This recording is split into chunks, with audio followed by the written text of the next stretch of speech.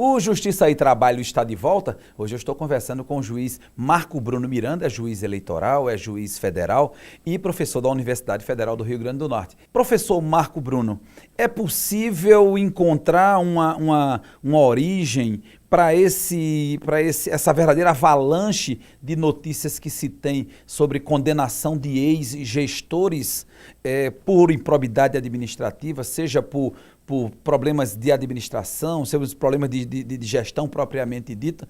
E o que é que está havendo? Antes não existia condenação? Eu diria que é uma combinação explosiva do bem. Uma combinação explosiva do bem. Primeiro, o simples aprimoramento da democracia, né? Nós já temos agora, vamos completar 26 anos de Constituição Federal de 1988. Então, é possível dizer que nós temos instituições que já estão devidamente consolidadas e instituições que pautam até de forma intransigente pela democracia. Segundo, que hoje nós temos instrumentos jurídicos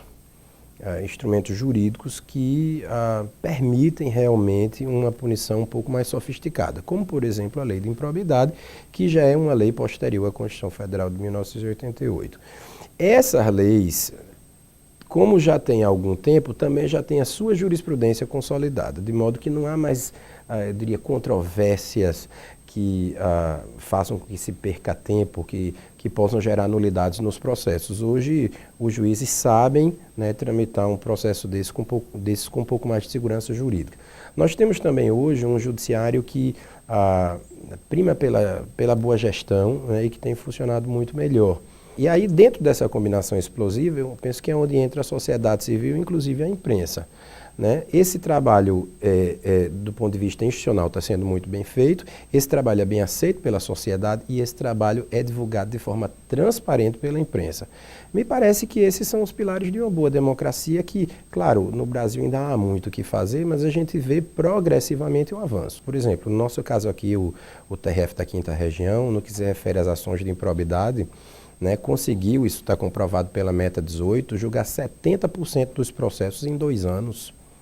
Né? Então, realmente é difícil. O problema é porque a população espera um julgamento de imediato, 3 meses depois. Isso é impossível porque nem os prazos processuais permitem. Mas hoje a gente tem uma eficiência um pouco melhor. Por que a gente ainda vê processos mais antigos? Às vezes aparecem e esses processos de alguma forma geram críticas. Porque esses são os processos do período em que essas leis não estavam amadurecidas do ponto de vista jurisprudencial. Então esses processos ficaram parados ou ficaram indo e voltando em instâncias da justiça por vários anos até que houvesse a conformação da aplicação dessa lei e eles terminam um dia. O certo é que é importante é que a gente hoje já vê o resultado. Os processos estão sendo encerrados e a gente tem visto isso, o reflexo disso no processo eleitoral, por exemplo, no que se refere à ação de improbidade, porque o condenado por órgão colegiado por ação de improbidade fica inelegível. E hoje a gente tem um contingente de pessoas inelegíveis razoável, por exemplo, aqui no estado do Rio Grande do Norte. Alguns até que estão disputando o atual processo eleitoral com o alvará plastificado, né? Exatamente. Estão impedidos de participar pela lei da ficha limpa, insistem no processo eleitoral que será naufragado porque não vão conseguir. Já dá para a gente dizer que os filhos da gente ou a gente mesmo vai acompanhar a condenação desse povo que anda aí burlando a lei, cometendo abusos e ilícitos, achando que vão ficar impunes? Eu acho que é para se ter esperança, sim. Eu costumo dizer que a justiça funciona pior do que deveria, mas bem melhor do que as pessoas acham, né? A justiça do trabalho, por exemplo, é uma justiça que funciona muito bem, né? E como a gente enxerga a justiça como um todo, às vezes há alguma dificuldade do funcionamento da justiça em algumas áreas, né? Mas, como um todo, há nichos, né, de funcionamento. Os juizados especiais funcionam muito bem na justiça. E hoje a justiça está melhorando também, né, a sua atuação punitiva, né, seja em matéria penal, seja em improbidade administrativa, seja também na punição eleitoral, né? A punição eleitoral, aliás, é uma que já é reconhecida pela sociedade. Doutor Marco Bruno, podemos dizer então que hoje o conjunto de mecanismos de controle ele está mais atento, ele está mais forte para fiscalizar a atuação dos maus gestores? As instituições no Brasil se fortaleceram, né, durante esse processo.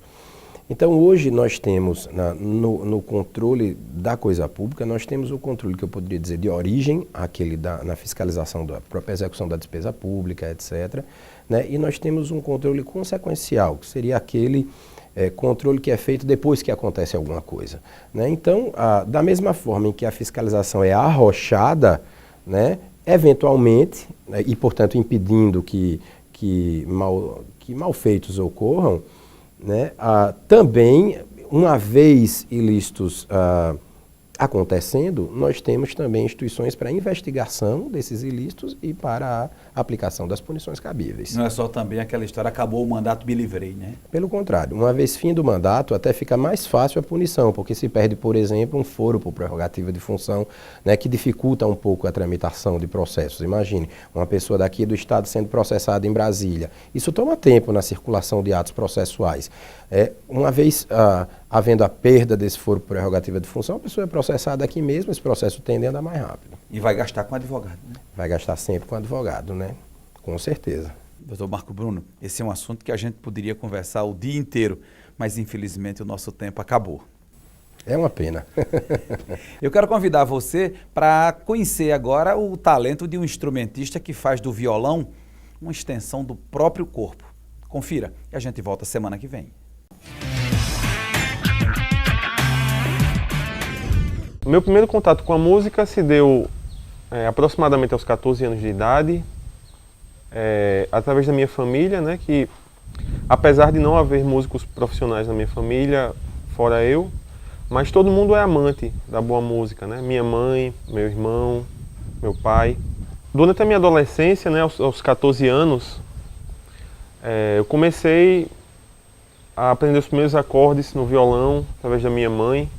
Meu primeiro contato com a música sempre foi assim, como uma brincadeira, né? Como uma brincadeira de criança. Eu me matriculei no curso de extensão de violão clássico do professor Alexandre Atmarama, na Escola de Música. Muitos pensam que música é diversão, que música é brincadeira. Até hoje, muitos de nós nos deparamos com a seguinte pergunta: você toca violão, né? Você é músico, que legal, mas qual é a sua profissão, né? Qual é o seu sustento, né? Você ganha com o quê? Já nos acostumamos, né? Hoje em dia a gente leva isso mais na esportiva, né?